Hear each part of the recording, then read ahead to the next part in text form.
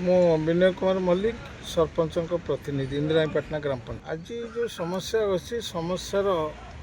କିଛି ଅର୍ଥ ଏପର୍ଯ୍ୟନ୍ତ କିଛି ମୁଁ ଜାଣିପାରୁନାହିଁ। କାରଣ ଏଠି ଗୋଟେ 5 ଲକ୍ଷ ଟଙ୍କାର ଏ ଘାଟ ତୁଠର ସୌନ୍ଦର୍ଯ୍ୟକରଣର କାମ କରିବା ପାଇଁକି ବର୍ତ୍ତମାନ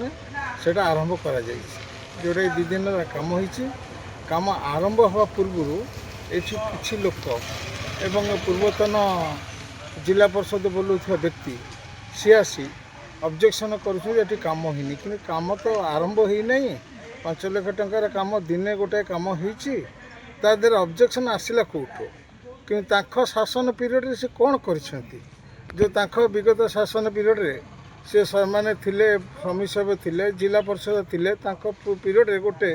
गोड़ी माटी टे पकईबार आम देखिन कि बर्तमान एत सुंदर कार्य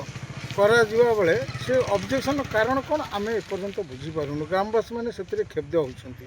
कहीं यहाँ गोटे उन्नत धरणर कार्य गाँव सौंदर्यकरण आसो एटी माने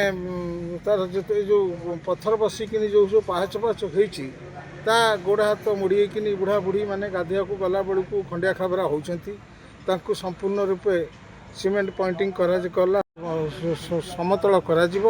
एवं ए बसापी कि किसी सीट व्यवस्था हम एवं जो आजिकल गाँव परिचय देवाई जो आम गाँ नाम फलक लिखा जाऊँगी आम गाँ चषापड़ा बोली जो सब एटा सेटा लिखा निश्चित ये सामने चंदनेश्वर मंदिर एपटे नदीकूल सौंदर्य निश्चित ही निश्चित उन्नत धरण हम किंतु ये कई खल व्यक्ति जोटा कि आज लोक मान लोक मान एकाठी कर जे काम बंद कर आउ गोटे मत मो देखो आउ गोटे कथा मुझे बर्तमान इंद्राणीपाटना पंचायत भितर श्रृंखलार सहित सब कम हो श्रृंखला भितर चली बेले ये व्यक्ति जनक अशांतिर मंजी पोतुंट जोटा कि आगामी दिन भयंकर रूप भी नहीं जाई पारे।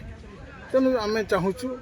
लोक मैंने बुझंतु एवं से निजे लोक बुझातु आम द्वारा भी जहाँ संभव हम आम उन्नतमूलक कार्य ही करूँ।